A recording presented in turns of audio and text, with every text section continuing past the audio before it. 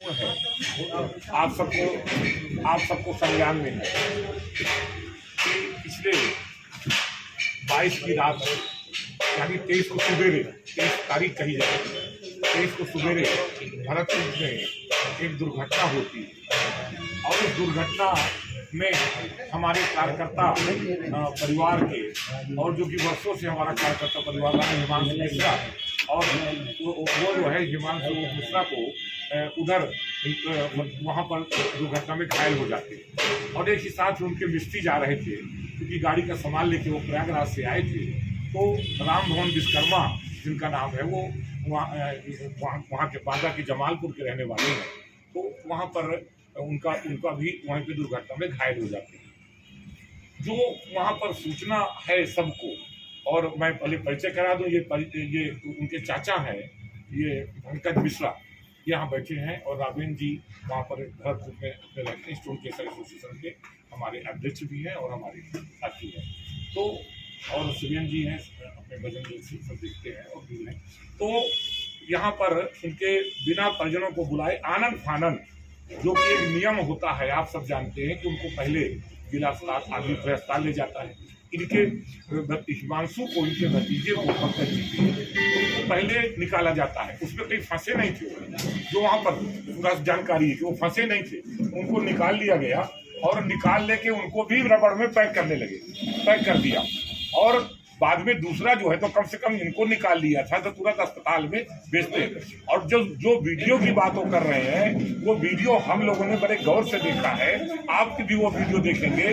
उसमें हिमांशु मिश्रा पैर को सीधा करता है, यानी जान थी। लोग कहते हैं कि नहीं वही डेथ हो गई थी, तो उसमें वो वीडियो को हम लोगों ने जिसको ये बता रहे थे तो उसको बड़े गौर से देखा हम लोगों ने कि वो पैर को सीधा करता है। ऐसे पैर उसका मुड़ा था और जब उसको निकाले हैं उसको जब लिटा रहे थे तो पैर को अपने से सीधा करता है। इसका मतलब है कि निश्चित तौर से उसमें जान थी। और उसके बाद राम भवन को कुछ देर बाद निकालते पहले इनको हिमांशु को अस्पताल नज़दीक में, आप सबको मालूम भरतपुर से 1 किलोमीटर इधर श्रीरामपुर भरतपुर के बीच में जिसको भांगा घाटी कहते हैं, वहाँ पर जो है सामुदायिक स्वास्थ्य केंद्र है, वहाँ बना हुआ है, एक अस्पताल बना हुआ है, एम्बुलेंस रहती है, वहाँ डॉक्टर भी रहते हैं। वहाँ तुरंत इनको ले जाना चाहिए, वो नहीं किया और सीधे वहाँ पर दूसरे को भी वो फिर उसको निकालते हैं। तो इनको भी वहीं रखे रहते हैं, फिर उसको निकालते हैं। यानी कि और जो राम भवन थे वो तो और चेतन थे, उनके पैर वैर थोड़ा उसमें टूट गया था कि पैर टूटे उठने की बात की, यही पैर में कहीं फ्रैक्चर वगैरह था वो सब बातें। लेकिन दोनों के कहीं भी बाहर से इतनी गंभीर चोट नहीं थी कि जो भी दिखाई पड़े आप सबको संज्ञान में है, आप सबने देखा भी है। उस समय भी हम सब आपको बताया है। उस समय और भी जो गंभीर बात रही है कि वहाँ पर जो वो था सहायक सब इंस्पेक्टर था, वहाँ वो बिंद भी वही मौजूद थे। सबके सामने उसको पैक कराया गया। उनको सूचना न दे के पहले उसको सूचना दिया वो गाड़ी मालिक को, जिसकी गाड़ी है आप जानते हैं वो एक माफिया है महेश जायसवाल करके, जिसकी 100 गाड़ी चलती है। ऐसे ही 100 गाड़ी वाले बहुत लोग हैं जो वहाँ पर बिना रवाना के चलाते हैं। अब सब लोग तो ये बताते हैं कि वो गाड़ी ओवरलोड थी। उस समय उसको गाड़ी इसलिए उसको किया गया कि गाड़ी को खाली कराया गया, बाद में कम किया गया उसका लोड, उसका कागज भी उसमें रवन्ना नहीं था, बाद में उसको रवन्ना लाया गया उसमें। ये भी एक गंभीर विषय है और जो हम लोगों ने जांच के लिए कहा है कि उसको जांच करना चाहिए। और उसके बाद आनंद फानंद इनको सीधे पोस्ट और इनके परिजनों को सूचना नहीं देते हैं, आनंद फानंद जा करके उसको वहाँ पर पोस्टमार्टम हाउस भेज देते हैं। और रबड़ के बिल्कुल उसमें अगर कोई जान भी रहती है तो सीधे रबड़ के उसमें जो उनको सामान रहता है उसको पैक करने का उसमें कर दिया। तो और भी अगर कोई जान भी है तो जान एकदम से चली जाती है। उसमें तब पैक किया जाता है जब पहले अस्पताल जाएंगे, डॉक्टर निर्देश घोषित करेंगे, नियमता है। अगर कोई मृत्यु भी हो जाती है तो पहले डॉक्टर के पास ले जाते हैं, डॉक्टर उसको घोषित करते हैं। तो चाहे वो श्रीरामपुर अस्पताल ले जाते हैं, ये जिला अस्पताल ले जाते, ये बहुत बड़ी त्रुटि है जिसको यहाँ पर एसपी ने भी स्वीकार किया था कि नहीं ये त्रुटि है।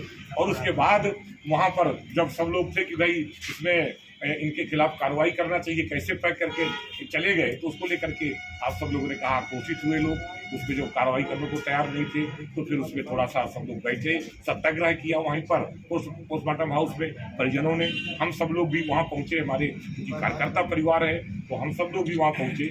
और एक मानवीय दृष्टिकोण से भी ये गलत था, इसका साथ देने के लिए भी हम सब लोग पहुँचे। आम जनमानस, राकेश जी भी थे, सुरेंद्र जी, तो कितने लोग थे, ऐसे हजारों लोगों ने उसमें सहभागिता करी। तब जाके उसको उन्होंने बड़ी मुश्किल से एक को लाइन में भेज दिया जो वहाँ पर खान दरोगा है सब इंस्पेक्टर, और बड़े मुश्किल से, क्योंकि वो कमाऊ पूछ रहे, सब इंस्पेक्टर वहाँ पहुँचे, बिंद कहते हैं उसका, सूबेदार बिंद, सही नाम है, सूबेदार बिंद उसका नाम है। उसको वहाँ पर वो कमाऊ पूछ रहे बहुत दिन से, एक जबकि इंस्पेक्टर यहाँ पड़े हैं 8 को, तो 8 को इंस्पेक्टरों को उनको ना ड्यूटी लगा के सब इंस्पेक्टर कई थानों में है, जैसे सरदुआ भी बहुत कमाई का थाना है, वहाँ भी ऐसे बहुत जगह हैं जहाँ पर सब इंस्पेक्टर पोस्ट करते हैं, जहाँ से वो कमाई होती है खनन की। सबसे बड़ी बात है, आप जानते हैं भरतपुर खनन का अड्डा है, तो उसमें ये इस चीज़ को ये स्थिति है। तो फिर उनको बड़ी मुश्किल से उनको ये भी कहा कि हम सीओ में उसमें लाइन में अटैच करके, को देख करके सब लोगों ने उसको स्वीकार किया था। आप सबके संज्ञान में है कि उस समय वहाँ पर सीओ ने लिख करके भी दिया था निष्पक्ष जांच होगी, और यहाँ पर जो है वहाँ पर दोषियों के खिलाफ कार्रवाई की जाएगी और इनको वहाँ से हटा दिया जाएगा, लाइन संबद्ध कर दिया जाएगा। लिख के भी दिया, एक एसपी के पब्लिक रूप में एसपी मैडम भी आई थी, वहाँ बात करी थी जाकर के बीच में जाके, तो इस समय लेकिन बिल को हटाने को बाद में उन्होंने कहा कि बिल को संबद्ध कर दें, ये भी सब लिख के दिया था, आपको भी कागज हम लोगों ने दिया था। मौखिक रूप से उन्होंने कहा था कि सब आप सबके सामने ही बात हुई थी। उन्होंने सीओ थे और ये कोतवाल थे अजीत पांडे, और सीओ थे ये जो हर्ष पांडे, क्या नाम है उनका, जो सदर के, उन सबके सामने हम लोगों ने कहा था कि भाई देखिए उसको भी वहाँ, ये नहीं है कि बाद में बहाल करके फिर वहीं भेज दो, ऐसा ना हो कि फिर उसको भेज दें, परिजनों को भी परेशान करें और जांच को प्रभावित करें। तो इसलिए नहीं, तो ऐसा हम लोगों तो मौखिक उन्होंने कहा कि ऐसा होता नहीं है। अजीत पांडे और सीओ ने कहा कि नहीं ऐसा कभी होता ही नहीं है, कहीं अगर मान लीजिए कहीं जिस थाने से शिकायत से हटाया जाता है उस थाने में तो पोस्ट किया ही नहीं जाता है। तो ये निश्चित रहिए, हम लिख के, चूंकि मैडम का मामला है और इसमें फिर वो करेंगी, तो हम लोगों ने सोचा कि अब देर हो रही है जिससे आज ही उनका दाह संस्कार हो जाए, तो हम लोगों ने ये बात उन्होंने स्वीकार किया। और वो ये बात उन्होंने एक तरह से बच्चे की कसम जैसा खा करके बताया था कि नहीं यही बात हुई थी कि लाइन से संबद्ध करना है, ये सब बातें आप सबके संज्ञान में है। तो इसके विश्वास में आके सब लोगों ने वहाँ पर उस एजिटेशन को समाप्त किया था, जो सत्याग्रह चल रहा था उसको सब लोगों ने समाप्त किया था। दूसरा जो हमारा, आप सब जानते हैं इस समय गंभीर यहाँ पर चल रहा था, जिसमें हमारे कार्यकर्ता जो है हिमांशु मिश्रा की दुर्घटना में उधर घायल हो गए थे, और एक मिस्त्री रामभवन विश्वकर्मा, और उसको जिस प्रकार से पुलिस ने आनंद थाना जो गाड़ी वाले माफिया से मिलकर के और उन्होंने उसको सीधे पोस्टमार्टम हाउस भेजने का काम किया था, तो उसके लेकर एजिटेशन भी हुआ था, परिवार वाले थे, हम सब लोग भी थे, और लोग सब सत्याग्रह किए थे वहीं पर जो है पोस्टमार्टम हाउस में। और फिर उन्होंने उसको निलंबित किया गया था, उसे जो सहायक दरोगा को, और एक को लाइन जो वहाँ का सूबेदार बिंद है जो वहाँ पर भरतपुर का इंचार्ज है, उसको लाइन से संबद्ध किया गया था। लेकिन उसके बाद उन्होंने लगातार पुलिस इनके पीड़ित पक्ष पर दबाव बना रही है कि नहीं वो उससे, जिससे उसका समझौता हो जाए और उसमें लीपा पोती हो जाए। तो लगातार एक हफ्ते से ये कार्रवाई चल रही थी। फिर 30 तारीख को ये पंकज मिश्रा सामने बैठे खड़े हैं, जो उनके चाचा हैं, और यही रिपोर्ट करता है उस घटना की, जो अपने भतीजे की जो दुर्घटना हुई है। तो इनके ऊपर विशेष दबाव बनाने के लिए उनको उठा लेते हैं। तो 30 तारीख को शाम को 7:40 करीब उठा लिया जाता है, और ऐसे डकैत को उठाया जाता है। डकैत को उठा के सिर्फ बहिर्पूर्वक थाने ले जाते हैं, यहाँ आसपास नहीं रखते, किसी परिजन को बताया नहीं जाता। परिजन लोग परेशान है, तो सब जगह ढूंढ रहे हैं, और ऐसा इनको भय बनाया जाता है जैसे इनको काउंटर किया जा रहा है।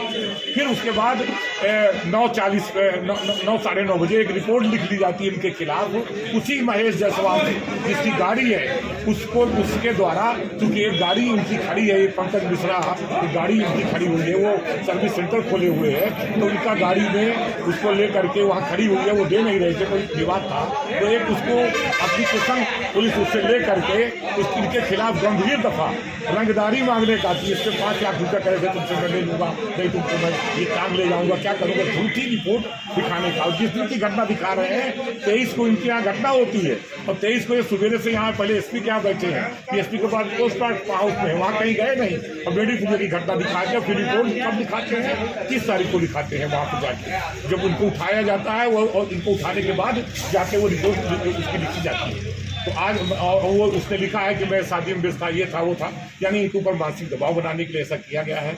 और उसके बाद फिर इस घटना को लेकर के हम लोग डीआईजी को उधर परसू करते हैं। पहले तो इनको अगर तबीयत खराब होती तो इनका सीने में दर्द हुआ, इनको पहले वहाँ बहिर्पुरा में इलाज करने कुछ नहीं हुआ, तब जाके उनको जिला अस्पताल लाए, और फिर इनको परिवार को बताया गया, जब वो घबरा गए।